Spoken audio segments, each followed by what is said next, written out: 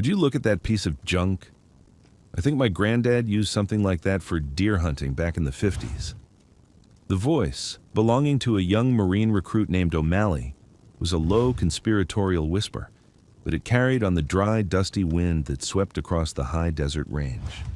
His friend, a recruit named Diaz, snorted, trying to stifle a laugh as he fiddled with the state-of-the-art ballistic computer mounted to his M40A6 sniper rifle. The rifle was a symphony of advanced polymers, precision-milled steel, and cutting-edge optics. It looked like a weapon from the future, designed for a singular, deadly purpose.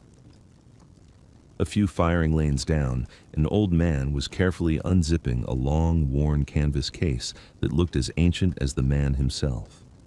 He moved with a deliberate, unhurried economy that spoke of joints that had seen too many winters and muscles that had performed a lifetime of hard labor. His face was a roadmap of wrinkles, carved by sun and wind, and his hands, though gnarled and thick with calluses, moved with a surprising grace as he lifted the rifle from its fleece-lined interior.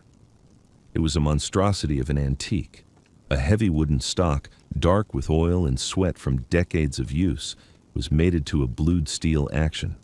The wood was worn smooth in places, scarred and nicked in others. It had none of the tactical rails, adjustable cheek rests, or modular components of the Marine rifles. The scope mounted on top was long and slender, with external adjustment turrets that looked primitive next to the digital interfaces the recruits were using. "Seriously," O'Malley muttered, his focus entirely on the old man now. "What's a civilian doing on a Marine Corps range anyway? Especially one who brought a relic to a gunfight?" Diaz shrugged, finally getting a reading on his device. "Some kind of civilian marksmanship program event. Gunnery Sergeant Holloway said we're sharing the far-end targets today. Said to ignore them and focus on our own qualification." Gunnery Sergeant Frank Holloway stood behind the firing line, his arms crossed over his barrel chest, his eyes hidden behind a pair of wraparound sunglasses. He heard the recruits' chatter and filed it away. Arrogance was a disease in his line of work, one he specialized in curing. He, too, had noticed the old farmer. Holloway's initial reaction was a mix of annoyance and mild pity. Civilian days were always a headache, a logistical nightmare of waivers and safety briefs for people who thought owning a hunting rifle made them marksmen. He watched the old man lay out a simple, threadbare shooting mat. He didn't have a high-tech portable weather station like the recruits. He didn't have a laser rangefinder. He had the rifle, a small leather-bound notebook, a pencil, and a pair of old binoculars. The man, whose name on the sign-in sheet read Caleb Jensen, sat down behind his rifle, not with the stiff awkwardness of a hobbyist, but with a fluid motion that seemed to sink him into the earth, making him a part of the landscape. Holloway's trained eye, an eye that had spent 20 years evaluating shooters, caught the first flicker of something unusual. It was in the posture. The man's spine was perfectly straight, his shoulders relaxed, his connection to the rifle forming a solid triangular base with the ground. It was a posture taught not on civilian ranges, but in places far more dangerous. Holloway took a few steps closer, his gaze sharpening. He watched as Jensen chambered around, the bolt moving with a practiced smoothness that was almost silent. The man didn't immediately put his eye to the scope. Instead, he just stared downrange, his head still, his eyes unfocused. Holloway knew what he was doing. He was reading the mirage, the shimmering heat waves rising from the baked earth. He was watching the subtle dance of the tall grass half a mile away. He was feeling the inconsistent pressure of the wind against his cheek. He was doing with his senses what the recruits' expensive gadgets were attempting to do with algorithms and sensors. O'Malley and Diaz were laughing again, this time at the sight of the old man pulling out his pencil and making a note. "Probably writing down his grocery list," Diaz chuckled. Holloway felt a muscle in his jaw tighten. The arrogance was starting to grate. "Eyes on your own lane, Marines," he barked, his voice cutting through the air like a whip crack. The recruits snapped to attention, their amusement vanishing instantly. "You're here to qualify, not to provide a running commentary on our guests. Get your dope for 800 meters. First shots on my command." As the recruits scrambled to obey, Holloway's attention drifted back to Caleb Jensen. The old man hadn't flinched. He hadn't even seemed to notice the commotion.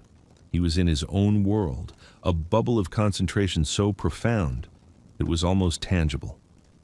He finished his calculations, made a minute adjustment to his scope's elevation turret, and settled his cheek against the worn wood of the stock.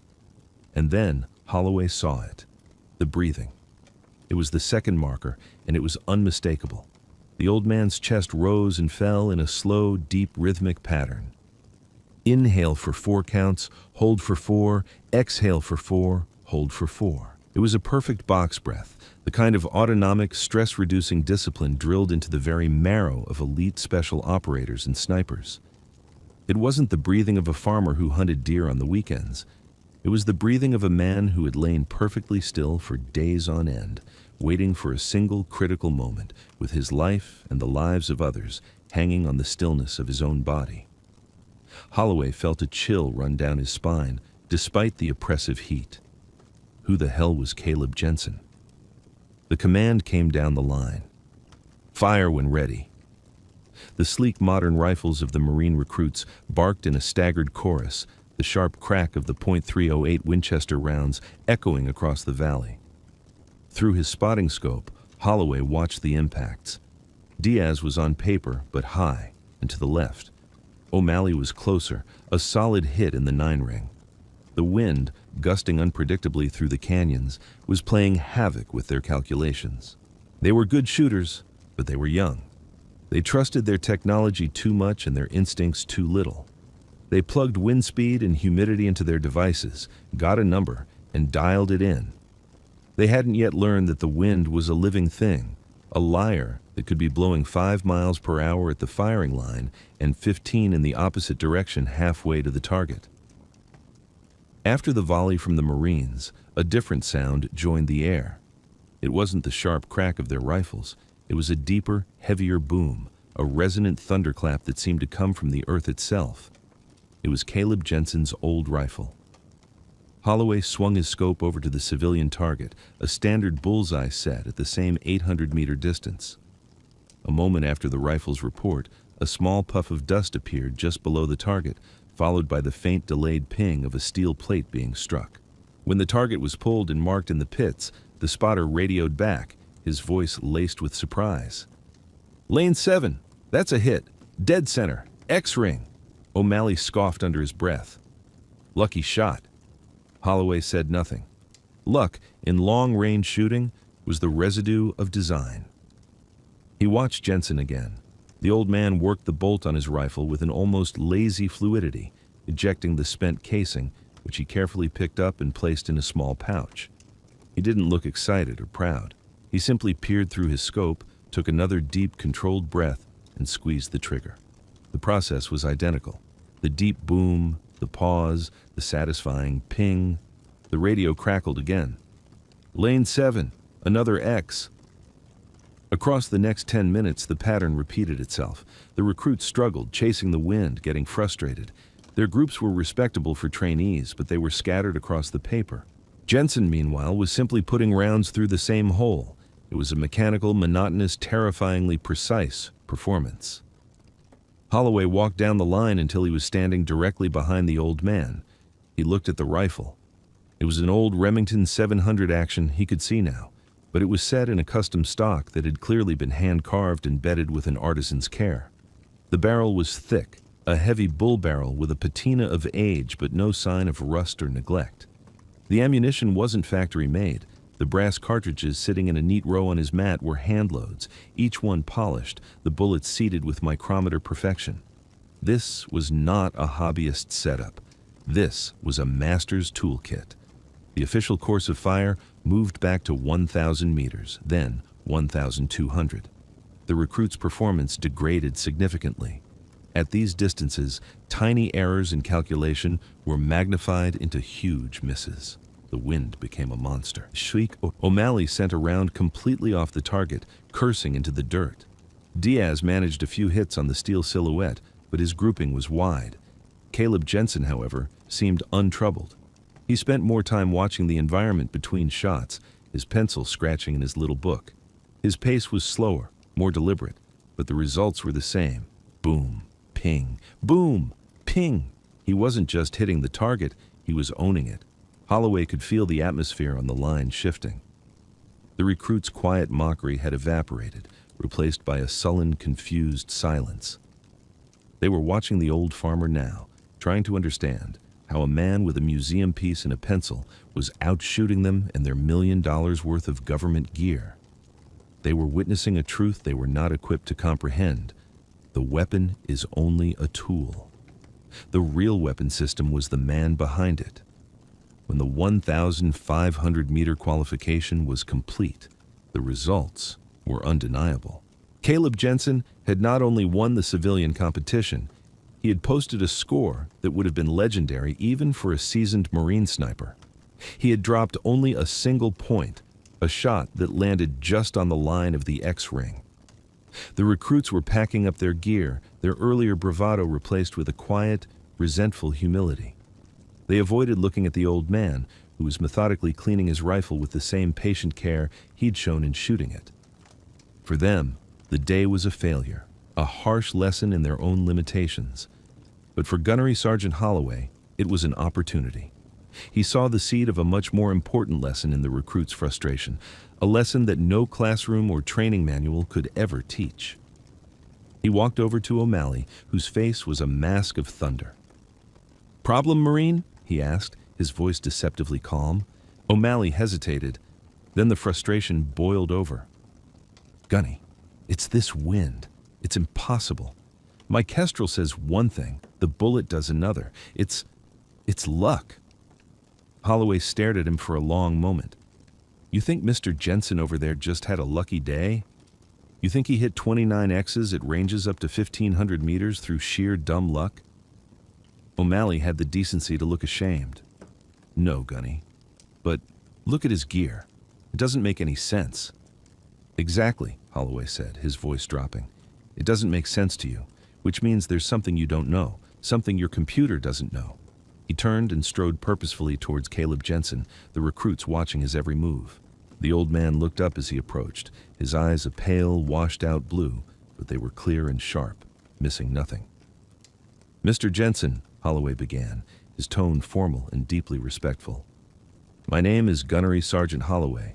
That was some of the finest shooting I have ever had the privilege to witness." Caleb offered a small, humble nod. "Just a good day. The wind was talking, and for once, I was listening." His voice was quiet, with a rural roughness to it, like stones rubbing together. "My recruits," Holloway continued, gesturing back toward the young Marines, "they're having a hard time listening to the wind today. They seem to think it's impossible to read." Caleb glanced over at the boys. He saw not their arrogance, but their youth, their frustration, the crushing weight of their own expectations. He gave a sad, knowing smile. "It's not impossible. It's just a language. Most people these days have forgotten how to speak it." Holloway's heart was pounding in his chest. He was standing on the edge of a great mystery, and he felt compelled to push it. He pointed toward the far end of the valley, to a spot on a distant mountain slope that was barely visible to the naked eye. "We have a calibration target out there," he said, his voice steady. "Steel plate, 36 inches. We use it for testing extreme range capabilities, atmospheric data. It's a long way out." "How long?" Caleb asked, his gaze already drifting towards the mountain. 3,800 meters, Holloway said, letting the number hang in the air. Over 2 miles. A distance that was, by any conventional measure, impossible for a .308 class rifle, let alone one that looked like it belonged over a fireplace. A ripple of disbelief went through the watching recruits. O'Malley actually let out an involuntary, incredulous laugh, which he quickly stifled when he saw the look on Holloway's face. The shot was absurd. The bullet would be in the air for nearly 8 seconds. It would drop over 500 feet. The slightest miscalculation in wind, spin drift, or Coriolis effect would result in a miss measured not in inches, but in hundreds of feet. Caleb Jensen stared at the distant speck for a long, silent minute. He didn't look at Holloway. He didn't look at his rifle. He just looked at the air, at the space between here and there. He seemed to be seeing things the others couldn't, the currents, the eddies, the invisible rivers of wind flowing through the valley. "The air's thin up here," he said, almost to himself. "Bullet will stay supersonic longer." He paused, then looked at Holloway, a faint spark of light in his pale eyes. "Do you have a spotter who can see that far?" Holloway grinned. "I think I can manage." The entire range went quiet. Word had spread, and now every Marine present, recruits, instructors, range safety officers, had gathered in a silent semicircle behind the firing lane. The air was thick with a mixture of awe, skepticism, and electric anticipation. This was no longer a competition, it was something else entirely. It was a test of a legend, even if they didn't yet know what that legend was. Caleb Jensen didn't seem to notice the audience. He was back in his bubble, a world populated only by himself, his rifle, and a distant piece of steel. He lay down on his mat, the worn canvas conforming to the hard-packed earth. He chambered one of his hand-loaded cartridges, the polished brass glinting in the sun. It was a heavier round, Holloway noted, likely a 200-grain bullet pushed to its absolute velocity limit. The old man settled in, becoming one with the rifle. He adjusted the parallax on his old scope, then began to crank the elevation turret. He went around once, twice, 3 times. The clicks were audible in the dead silence, a mechanical prayer counting off the immense distance. He stopped, consulted his notebook, and then added a few more clicks. Then he turned to the windage knob, his movements smaller, more precise. He wasn't looking at the target anymore. His eyes were scanning the terrain between him and the mountain, watching the sway of a lone juniper tree a mile away, the dust devils forming and collapsing near a ridgeline, the subtle changes in the shimmering mirage. He was building a map of the wind in his mind, a 3-dimensional, constantly shifting portrait of the invisible forces his bullet would have to navigate. He laid his cheek against the stock, the wood cool and familiar against his weathered skin. His breathing began its slow, metronomic rhythm. Inhale, hold, exhale, hold. The world around him seemed to fade away. The whispers of the Marines, the heat of the sun, the pressure of expectation. It all dissolved into a single point of focus. For a full 2 minutes, he did nothing but breathe and watch. The recruits grew restless. O'Malley glanced at Diaz. "Can we get on with it?" look on his face. But Holloway stood like a statue, his binoculars locked on the distant target. He knew what he was witnessing. This wasn't just aiming. This was a communion. Finally, Caleb's breathing pattern changed. He took a final deep breath, exhaled halfway, and held it, finding the natural respiratory pause. His finger, steady as a granite pillar, began to apply pressure to the trigger. The silence on the range was now absolute, a heavy blanket of held breath. The rifle roared. The deep, resonant boom was even more pronounced this time, the powerful load sending a shockwave rippling back through the air. The rifle bucked hard against Caleb's shoulder, but he absorbed the recoil perfectly, his body a rock-solid platform, his eye never leaving the scope, determined to spot his own trace. For a moment, nothing happened. The seconds stretched into an eternity. 1,000, 1,000. The bullet was climbing, reaching the apex of its massive arc, hundreds of feet above the line of sight. 1,000, 1,000. It was beginning its long descent, fighting the crosswind. Holloway, through his powerful binoculars, saw a faint flicker in the air near the target, the bullet's vapor trail as it transitioned back to subsonic speed. 5, 1,000. 6, 1,000. 7, 1,000. Just as doubt began to creep into the minds of the onlookers, a faint, almost imperceptible sound drifted back across the vast expanse. Tink. It was small, thin, and utterly definitive. Holloway, his eyes glued to the binoculars, saw the 36-inch steel plate shudder on its stand. A tiny new pockmark had appeared on its surface just to the right of dead center. For a full 10 seconds, nobody moved, nobody spoke, nobody even seemed to breathe. The sound of the wind was the only thing that moved in the sudden sacred vacuum. The recruits stood frozen, their mouths agape, their minds struggling to process the impossible thing they had just witnessed. They had seen a ghost defy the laws of physics. They had watched an old man with an ancient rifle touch the face of God. Gunnery Sergeant Holloway lowered his binoculars slowly, his hands trembling slightly. He had seen incredible things in his career. He had seen men perform feats of valor and skill that defied belief. But he had never seen anything like this. This wasn't marksmanship. It was artistry. It was a level of mastery so profound it bordered on the supernatural.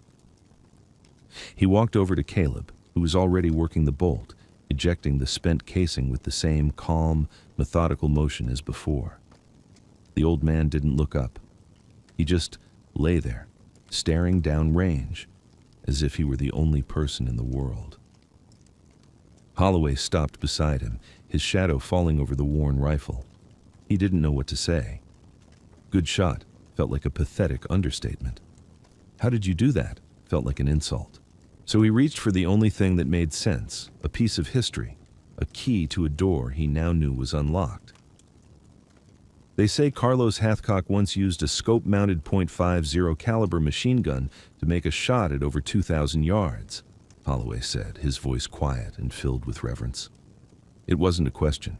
It was an offering, an acknowledgement from one professional to another across generations. Caleb finally looked up. The faraway, intensely focused look was gone from his eyes, replaced by a deep, weary sadness. A faint, bittersweet smile touched his lips.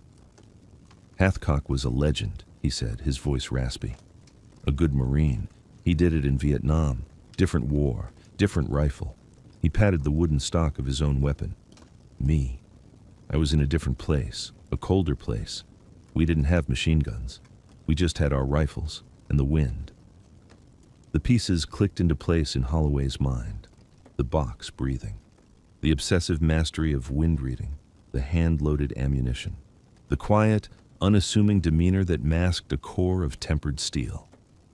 This man wasn't just a good shooter. He was a ghost. A product of one of the Cold War's blackest, most secret programs, where small teams of scout snipers were trained to operate alone, deep in hostile territory for months at a time, with nothing but their rifle and their wits. They were legends whispered about in the intelligence community, men whose confirmed kills were measured in kilometers, not meters, men whose very existence was denied. They were the true masters of the art. "You were one of them," Holloway breathed, the words barely audible. "The watchers on the wall." Caleb didn't confirm or deny it. He just gave a slow, tired nod. "A long time ago. The wall's gone now. But the wind," he said, looking out over the valley again. "The wind is always the same. It never forgets." The silence that followed was broken by the sound of boots crunching on gravel. It was O'Malley, followed by Diaz and the other recruits. They stopped a respectful distance away, their faces stripped of all arrogance, replaced by a look of profound, humbling awe. They looked like children standing before a monument. O'Malley, the boy who had mocked the old rifle, stepped forward. His face was pale, his eyes wide. "Sir," he began, his voice cracking with emotion. "Sir, how?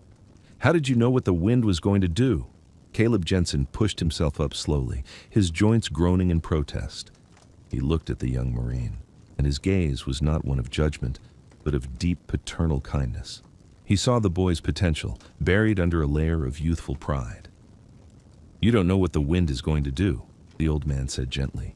"You can't ever know for sure. It's not about knowing. It's about listening." He gestured out at the vast landscape. "Your computer," he said, pointing to the device on O'Malley's rifle. "It tells you the wind speed right here, but your bullet doesn't fly right here. It flies out there, through all of that." His hand swept across the valley. "It flies through that updraft coming off the sun-baked rocks. It gets pushed by the downdraft in the shadow of that ridge. It crosses 3, 4, 5 different currents between you and the target. Your computer can't see that, but you can." The recruits stared, mesmerized. "You have to learn to see the air," Caleb continued. "Watch the grass, watch the leaves on the trees, watch the mirage. The mirage is the most honest indicator you have. It tells you everything that's happening between you and your target. It's a river. You just have to learn to read its currents." He picked up one of his hand-loaded cartridges and held it out. "This is just a tool," he said. "The rifle is a tool. The scope is a tool." Then he tapped his own temple. This is the weapon. It's the only one that matters. All the technology in the world can't replace a calm mind and a patient eye. He spent the next hour there, on the dusty firing line, as the sun began to dip towards the horizon. He didn't talk about his past, about secret wars or impossible missions. He talked about the wind. He talked about breathing. He talked about the way the earth breathes, heating and cooling, creating the currents that a marksman must learn to ride. The recruits who had started the day mocking him now hung on his every word, their notebooks out, scribbling down the wisdom of a man who had forgotten more about shooting than they would ever know. Gunnery Sergeant Holloway stood back and watched, a profound sense of gratitude washing over him. His recruits had come to the range that day to learn how to shoot. They were leaving having learned how to see. They had been humbled, yes, but they had also been inspired. They had been given a gift, a glimpse into a level of mastery they never knew existed. As Caleb finally packed his old rifle back into its worn canvas case, O'Malley stepped forward one last time. "Thank you, sir," he said, his voice thick with sincerity. "Thank you for the lesson." Caleb just smiled and placed a gnarled hand on the young Marine's shoulder. "You're a good shooter, son. You have good eyes. Just remember to use them. Trust them more than you trust that little box." He zipped up the case, gave a final nod to Holloway, and walked towards the dusty parking lot, just an old farmer heading home after a day at the range. But no one on that line would ever see him that way again. They had seen what lay beneath the weathered surface. They had seen the quiet dignity of a hidden hero, a silent guardian who had once stood watch on a distant, lonely wall, a master of the wind. And they would be better Marines for it. The silence he left behind was a testament to his presence, a powerful echo of a single impossible shot that had taught them more about humility, honor, and the true nature of their craft than 1,000 days of ordinary training ever could.